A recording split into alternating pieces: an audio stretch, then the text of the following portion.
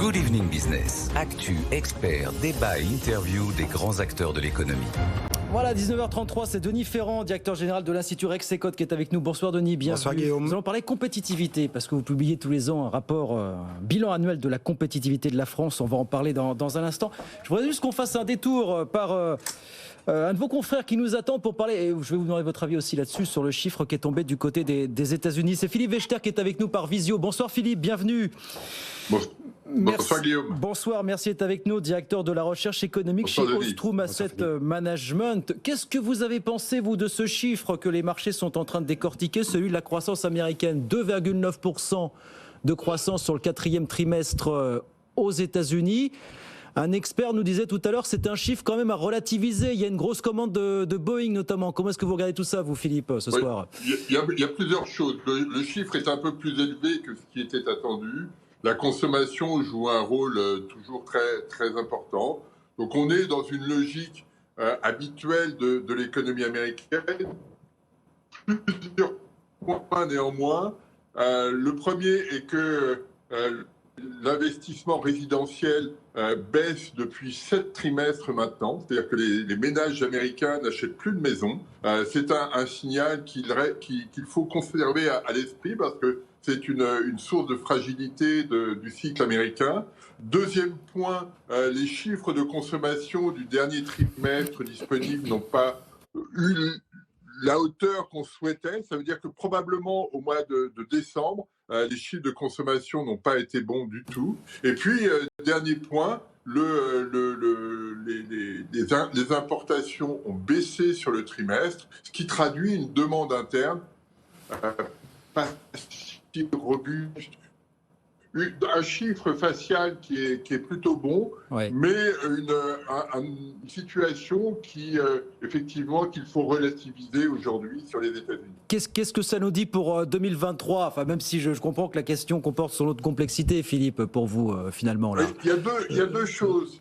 La première est qu'on démarre l'année avec un acquis de 0,9%, c'est-à-dire que s'il ne se passe rien en 2023, la croissance moyenne sera de 0,9%, ce qui est déjà intéressant, puisqu'il se passera forcément des choses en 2023. Ça, c'est le premier point. Le deuxième point est qu'en ce début d'année, il y a probablement quelques mauvaises nouvelles à attendre. Les données dont on dispose sur la fin d'année 2022 et sur le début de l'année 2023, je pense notamment à un indicateur publié par la Federal Reserve de New York, ces signaux traduisent une fragilité de l'activité. Et donc il y a probablement des effets du durcissement de la politique monétaire qui vont être observés sur le premier semestre. Et là-dessus, il va falloir y être attentif parce que ça peut freiner un petit peu plus. On le voit déjà sur l'immobilier. L'immobilier a baissé fortement parce que les taux d'intérêt ont remonté. Donc, c'est cet aspect-là qu'il convient d'observer. On n'est pas dans une rupture d'activité. On peut avoir un premier semestre un petit peu compliqué à gérer, mais on n'est pas dans une phase de rupture très marquée de l'activité malgré tout. C'est le bon signal du jour en tout cas. Merci beaucoup Philippe, merci d'avoir été avec nous quelques minutes ce soir. Philippe Wechter, directeur de la recherche économique chez Ostrum Asset Management. Merci Philippe, à très vite, avec plaisir sur BFM Business. Denis, comment est-ce que vous regardez ce début d'année aux États-Unis à l'aune de ces chiffres? Prudence aussi pour vous finalement?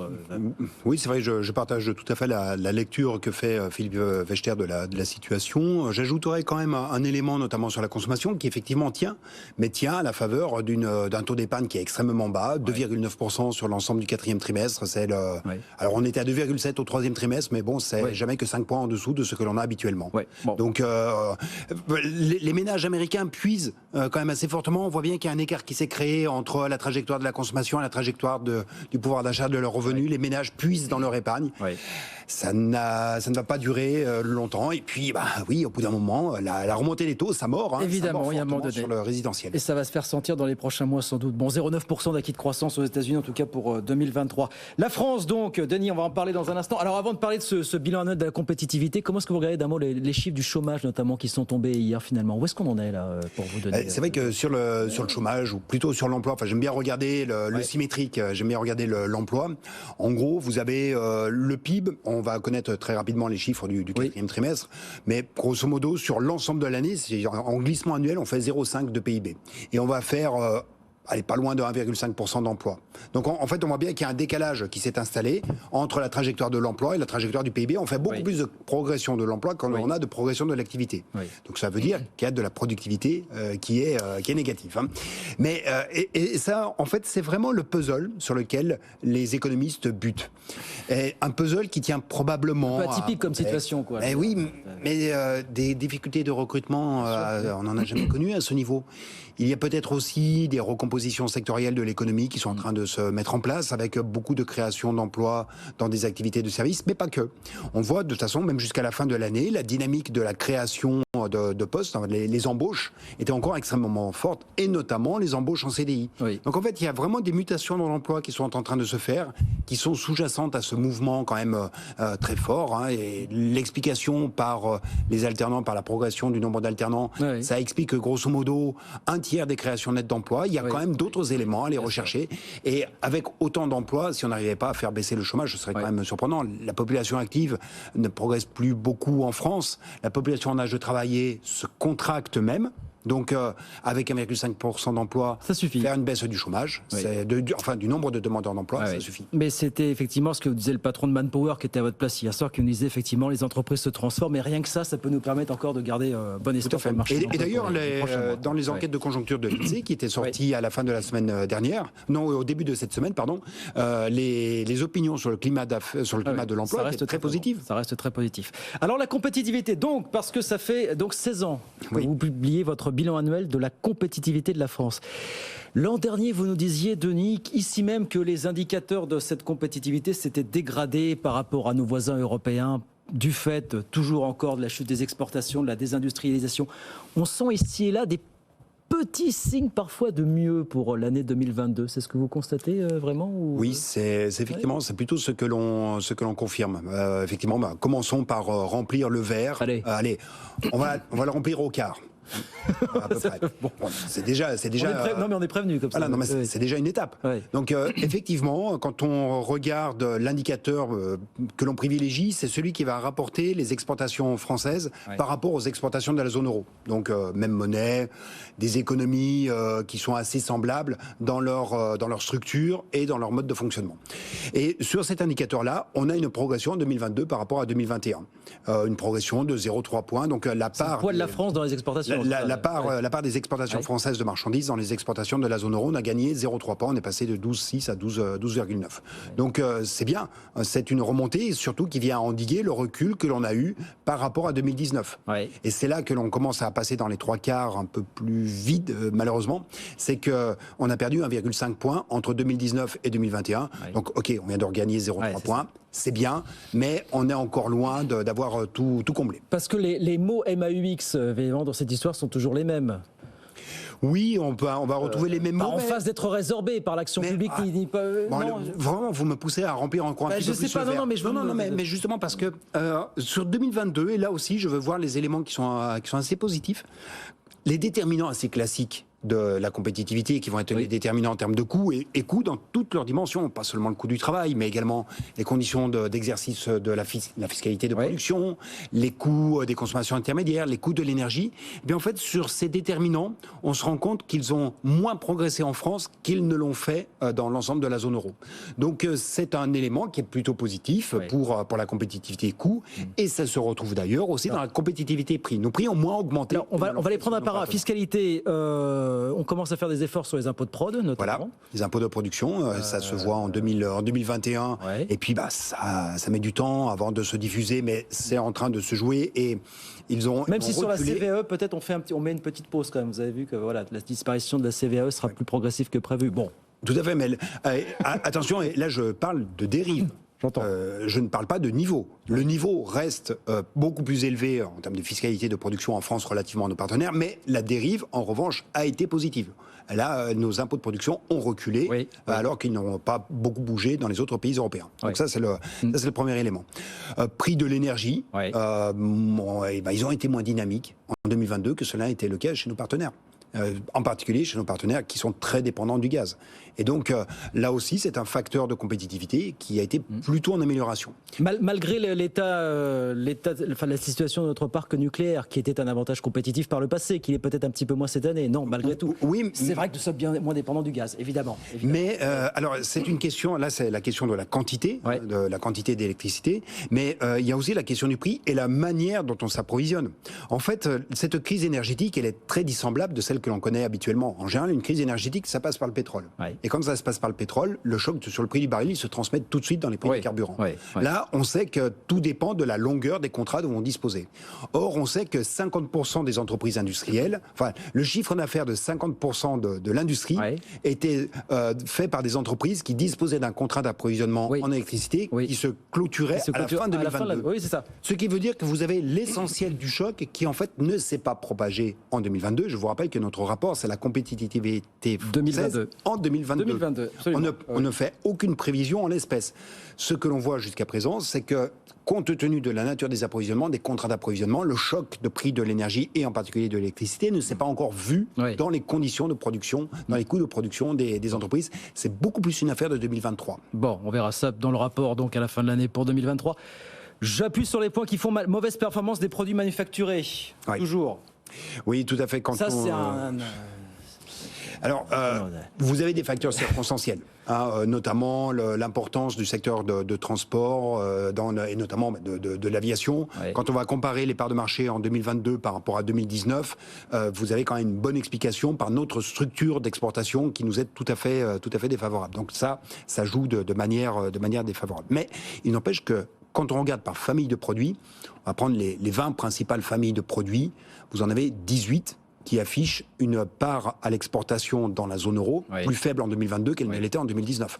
Donc on voit bien que c'est pas qu'une affaire de quelques secteurs, c'est encore et toujours une question qui va irriguer l'ensemble du tissu productif. C'est une question de montée en gamme toujours. Ou de non montée en gamme pour le coup. Oui, et encore là-dessus, nous associons à ce rapport l'enquête que l'on fait auprès des importateurs européens.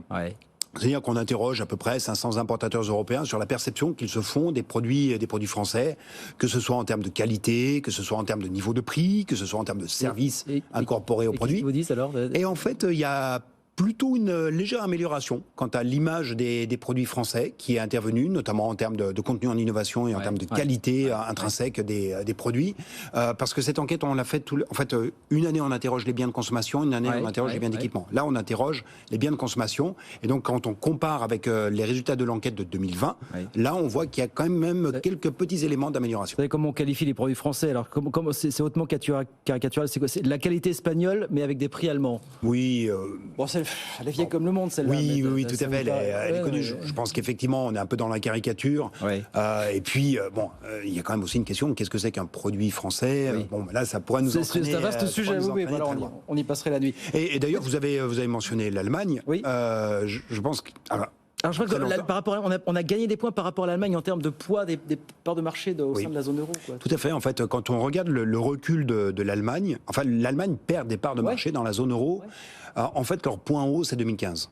2015, 2017. Depuis 2015, ça décline. Alors, ça a été lent au début, mais là, ça fait maintenant, c'est suffisamment régulier pour que cela ressemble quand même maintenant à une tendance. Et je pense qu'il y a une association avec le Dieselgate qui joue. Il y a une capacité aussi à produire qui a été écornée en 2022. Quand vous regardez ce qui s'est passé sur la chimie en Allemagne, en cours d'année, c'est 25% de production en moins entre la fin d'année 2022 et le début 2022. Donc, vous avez des facteurs assez structurels qui ont été installés, les coûts coûts et notamment les coûts salariaux, réaccélèrent beaucoup plus en Allemagne qu'ils ne l'ont fait dans les autres pays européens. Oui. Et donc vous avez une fragilisation quand même. Le modèle allemand est un petit peu mis à mal récemment. Ça a quand même été mis à rude épreuve en 2022 sur plusieurs points, Denis, en l'occurrence. Oui. Comment l'Allemagne, comment est-ce que vous regardez ça au passage? Comment est-ce que l'Allemagne va opérer ce virage pour vous désormais? Est-ce que l'Allemagne va commencer à regarder davantage du côté de ses voisins européens ou non, finalement, l'Allemagne va rester ce qu'elle est, mercantiliste, et continuer à regarder du côté de... Oui, de toute façon, il y a toujours une philosophie qu'il n'y a d'économie allemande puissante que d'économie allemande compétitive. Oui. Donc, ils ont fait des choix très déterminés en faveur de la restauration de la compétitivité quand celle-ci était très à mal au début des années 2000. Et s'il faut faire à nouveau des choix durs, eh bien, ils le feront. Oui. Les Allemands ont quand même, en premier lieu, un objectif de sécuriser les quantités. Et c'est moins le prix, d'une certaine manière, qu'ils importent, et d'où d'ailleurs les difficultés que l'on a à mettre en place les réflexions sur le plafonnement du prix du gaz à l'échelle européenne. Hein. Ça tient aussi au fait que les Allemands sont avant tout dans un objectif de sécurisation de l'accès à la quantité, peut-être en premier lieu par rapport à l'évolution du prix. Je parlais de désindustrialisation en France au début de cet entretien. Où est-ce qu'on en est en France? Comment va l'industrie française finalement? Comment est-ce que vous la jugez? Vous l'avez vu évoluer sur un an là? Alors sur un an... on n'a pas encore les chiffres malheureusement sur 2022, mais ce que l'on voit depuis 2-3 ans, c'est qu'il y a une stabilisation du nombre d'entreprises industrielles. C'est-à-dire que quand on regarde entre 2000 et 2019, la France est le pays qui a perdu le plus grand nombre d'entreprises industrielles qui étaient présentes sur son territoire. Grosso modo 40% en moins. Et pas seulement parce qu'il y a eu des fusions, hein. Non. C'est parce que la substance s'est contractée. Depuis maintenant 3 ans, il n'y a plus de baisse de ce nombre d'entreprises industrielles. Mais bon, pour les raisons aussi que l'on connaît, c'est pas qu'une histoire industrielle, c'est l'ensemble des entreprises qui ont été préservées pendant les années de Covid, avec tout ce que l'on connaît. Enfin, on va pas les ressasser, mais enfin les PGE, bien sûr. Ça a permis Est-ce qu'il faut un peu les chiffres peut-être, non? Enfin, je sais pas dans quelle mesure c'est justement, c'est en cela que 2022, c'est encore un peu sur la queue de comète, si vous voulez. On est encore sur ces effets de diffusion, plutôt la couverture, les dredons étaient encore là. D'une certaine façon. En 2023, là, on commence à rentrer un petit peu plus dans le dur, et c'est là qu'on va avoir véritablement, je pense, des révélateurs qui seront un peu plus clairs pour les raisons que l'on a évoquées, c'est-à-dire que le choc de coût de l'énergie, il est devant nous plus qu'il ne s'est produit, et donc comment les entreprises encaisseront-elles ce choc-là? Est-ce qu'on va avoir une nouvelle case? Franchement, tous les jeux sont ouverts. Et on ne peut pas prendre de pari définitif. Il y a une question de volonté politique. Vous dites, voilà, les réformes du quinquennat Macron se sont surtout portées sur l'attractivité notamment, mais peut-être pas suffisamment sur la réindustrialisation du pays finalement. Vous dites quoi? Qu'on n'a pas fait suffisamment pour réindustrialiser ce pays depuis quelques années? Qu'il en faut plus que... C'est assez indissociable, hein, attractivité, réindustrialisation. En fait, ça pourrait presque être des termes, non pas synonymes, parce que réindustrialisation se concentre sur un secteur en particulier, et vous avez besoin des deux. Mais là où on a une question qui est à traiter, c'est OK, on en fait peut-être beaucoup pour essayer d'attirer de l'investissement sur le territoire, mais le premier investissement à garder, c'est celui qui ne part pas. C'est-à-dire faire en sorte que les entreprises qui sont déjà implantées sur le territoire fassent le choix de l'investissement sur le territoire. Donc, et de la réforme de la fiscalité du capital, il fallait la faire. Par exemple. Mais d'ailleurs, quand on regarde sur 3 ans, l'investissement dans l'industrie manufacturière a été plus dynamique en France qu'il ne l'a été dans les autres pays européens. Donc vous avez... Est-ce que ça tient à de la réindustrialisation? Est-ce que ça tient au fait que des entreprises qui étaient déjà implantées sur le territoire ont fait le choix d'augmenter leur capacité de production en France? Ça, je ne sais pas faire le partage. Mais en tout cas, il y a quand même un signal qui est plutôt positif. Ce qui compte in fine pour assurer votre compétitivité, c'est bien entendu une affaire de coût. C'est aussi une affaire de capacité de production. Il nous reste 3 minutes, Denis. Une question. Vous dites qu'il y a une perte du travail, une perte de productivité du travail entre 2019 et 2022. Bien plus marqué qu'ailleurs en Europe et pour partie inexpliqué. Je ne veux pas demander de vous l'expliquer maintenant, mais non, mais c'est quand même... Non, mais on peut essayer de poser quelques pistes. Oui. Il se passe quoi En fait, sur la productivité du travail, c'est le couple, il faut le regarder par rapport à un couple vis-à-vis du coût horaire. Sur le coût du travail, entre 2019 et 2022, ou entre 2021 et 2022, il n'y a pas une atypie française, enfin l'évolution du coût horaire est à peu près identique.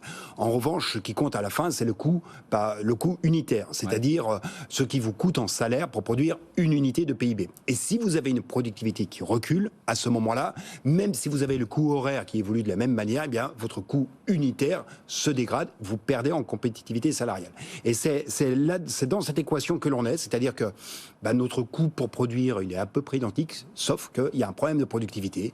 Alors, on revient justement à un des éléments d'explication que l'on évoquait tout à l'heure sur la dynamique de l'emploi, c'est-à-dire qu'on a créé beaucoup d'emplois sous forme d'alternants. Ouais. Et ça peut. Vous avez une déformation peut-être de la structure de l'emploi qui peut expliquer en partie cette perte de productivité. Il n'y a pas eu une réforme de même ampleur sur les alternants dans les pays européens. Donc ça, c'est un effet de composition. Les alternants, c'est quand même un tiers des créations nettes d'emplois qui sont intervenues sur les 2 dernières années. Donc vous avez cet élément-là qui peut intervenir. Je pense que peut-être plus largement, c'est une recomposition sectorielle de l'économie qui intervient. Donc avec plus d'activités de services, mais attention, dans l'industrie, c'est un secteur qui, bon an, mal an, faisait 3 points de productivité par an. Eh bien, la productivité, donc vraiment le rapport valeur ajoutée industrielle par emploi, ce ratio-là, eh bien, il s'est dégradé, y compris dans l'industrie. Et c'est ça le point, nous semble-t-il, qui peut être le plus problématique sur l'évolution que l'on peut attendre pour 2023. Cette perte de productivité. Il reste une grosse minute, Denis, j'ai l'impression. À travers ce 16e bilan, je sens peut-être un peu de frustration. Vous dites, il n'y a pas encore le Big Bang dans ce pays véritablement pour mettre un terme à la perte de compétitivité de l'économie. Voilà. Il manque quoi? Une réforme phare, des réformes phares pour vous, des gestes politiques de grande ampleur pour pas forcément, parce que ça fait quand même, pour avoir suivi, j'avais été dans les premiers, j'avais fait le premier rapport Rexecode sur la compétitivité, donc il y a plus de 16 ans. Ouais. Il y a quand même un changement majeur qui est intervenu. Ce terme n'est plus tabou. Et on l'a vu au travers des mesures. Enfin, ça a commencé avec François Hollande, avec le CICE. Il y avait le terme compétitivité. Donc, mais restaurer la compétitivité, ça prend du temps. Les Allemands nous l'ont montré. Il a fallu quand même beaucoup de temps pour que les Allemands reconquièrent des parts de marché assez importantes. Et ça peut aussi se perdre assez rapidement. On le voit actuellement par les Allemands. Il y a un pays qui, d'une certaine manière, nous montre peut-être un peu le chemin. C'est l'Italie. Oui. L'Italie, dont on ne parle pas beaucoup. Et pourtant, l'Italie est encore plus handicapée par ses approvisionnements gaziers que cela n'est le cas de l'Allemagne. Mais l'Italie, depuis plusieurs années, on voit les réformes du marché du travail, qui a fait les réformes, qui est en excédent primaire, effectivement, qui a un tissu entrepreneurial beaucoup plus doté que nous, à bien des égards, effectivement, qui nous montre le chemin. Exactement. Il n'y a pas un élément, il n'y a pas une recette, c'est une combinaison. Ça veut dire notamment de ne pas perdre le fil des réformes, c'est ça l'idée de base, finalement, Denis. Exactement. Merci beaucoup, Denis. Denis Ferrand, le directeur général de l'Institut Rexecode, et donc ce 16e bilan annuel sur la compétitivité de l'économie française, qu'on peut retrouver sur votre site d'ailleurs, bien sûr. Tout à fait. Rexecode.fr. Merci beaucoup, Denis Ferrand, d'avoir été avec nous ce soir sur BFM Business. 19h55, une petite pause. Dans un instant, 20h, François Sorel, Tech & Co. Et nous, on se retrouve bien sûr demain à 18h en direct avec Audrey Tcherkov pour de nouvelles aventures. Très bonne soirée, à demain.